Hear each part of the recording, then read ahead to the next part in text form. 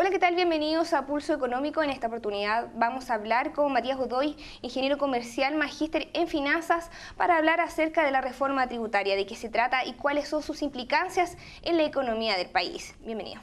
Valeria, ¿qué tal? Lo primero, preguntarte que nos dé más detalles, saber de qué se trata esta reforma. Cuando uno en Chile habla de reforma tributaria, lo que está hablando es aumentar los impuestos. Ahora, los gobiernos aumentan los impuestos para tener más recursos.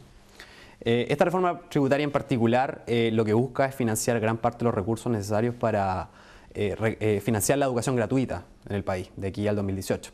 ¿Solamente eso o también está el tema de la deuda del país? De alguna forma está el objetivo de recaudar ingresos permanentes para financiar el déficit estructural que tiene el país.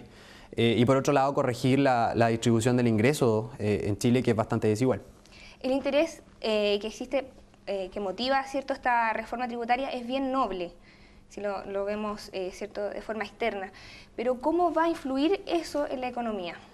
Esta reforma tributaria no ha estado exenta de crítica. La verdad es que los objetivos de educación gratuita aunan bastante consenso en parlamentarios, empresarios, economistas.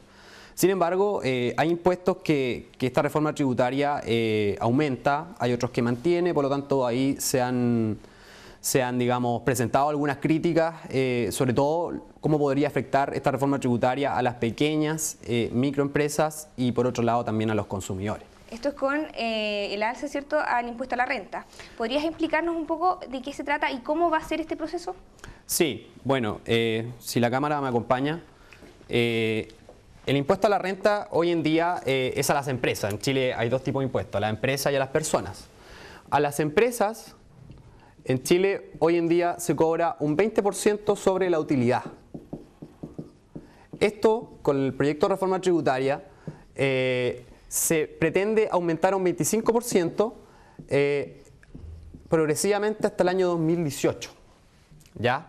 Este impuesto a la renta no hace distinción por tamaño de empresa, o sea, esto va para las empresas grandes, para las empresas medianas, para las empresas pequeñas y micro. Por lo tanto, esto ya de por sí presentaría un aumento en los costos de la empresa, digamos, sea cual sea su tamaño.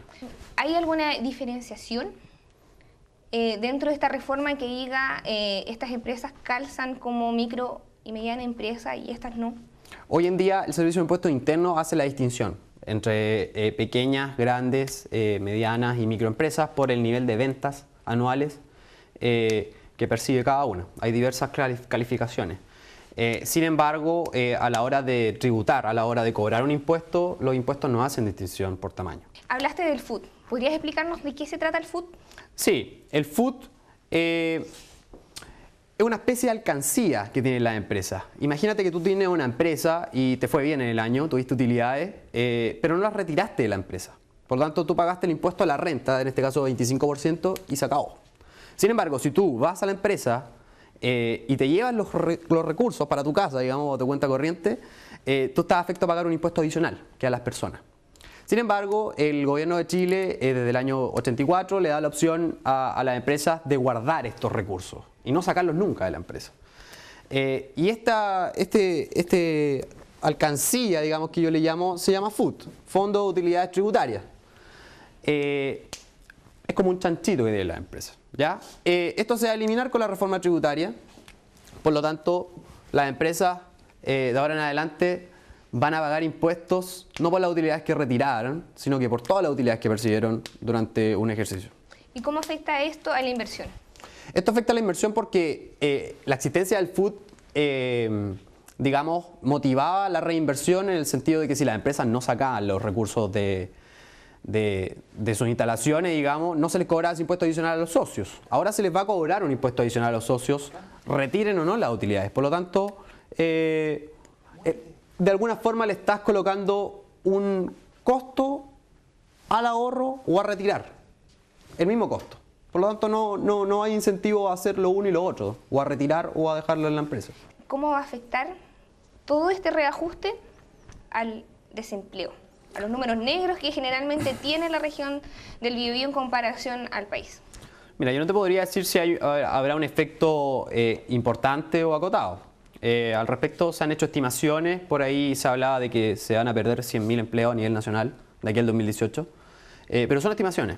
Ahora, lo lógico y el sentido común me invitan a pensar de que si hay mayores costos a la producción, a la inversión, va a bajar la creación de empleo. Ahora, no sé si habrían despidos, pero sí bajaría la inversión.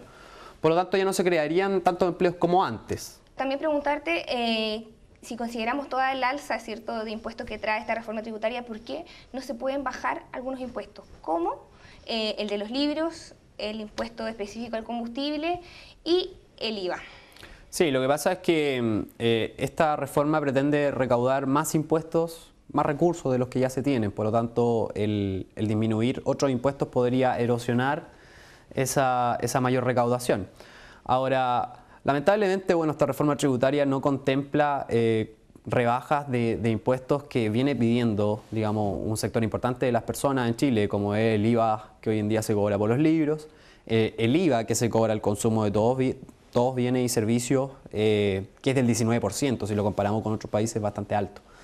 Y el otro, el impuesto a los combustibles, que hoy en día afecta tremendamente el costo de vida de las personas porque de alguna forma se tienen que transportar los bienes que se consumen en el país. Por lo tanto, bueno, son las principales deudas de esta reforma tributaria, pero como te digo, yo creo que el gobierno pensó en que disminuir estos impuestos podría mermar la mayor recaudación que se puedan obtener aumentando estos impuestos. ¿Y cómo ves, por último, la forma que va a ir tomando este proyecto que se está discutiendo actualmente? Yo confío en que en el Parlamento, en la Cámara de Diputados y en el Senado se van a hacer los comentarios pertinentes que permitan salvaguardar los intereses de la clase media en particular y de las pequeñas y microempresas. Ahora, yo he lamentado, digamos, algún tono del terror que se ha instaurado de algunos sectores opositores que han denominado esto el nuevo Transantiago. Me parece que debiese seguir una estrategia un poco más responsable, un poco más en sintonía con lo que es un país que está en vías de desarrollo. Pero esta reforma tributaria es necesaria, pero es perfectamente, digamos, mejorable. Y eso es lo que yo espero que se dé en las instancias del Congreso, en la discusión que se puede extender hasta el 21 de mayo o quizás más. Okay. Muchas gracias, Matías, por estar con nosotros. Y a ustedes los invito para el próximo miércoles a una nueva entrevista aquí en Pulso Económico de TVU Noticias.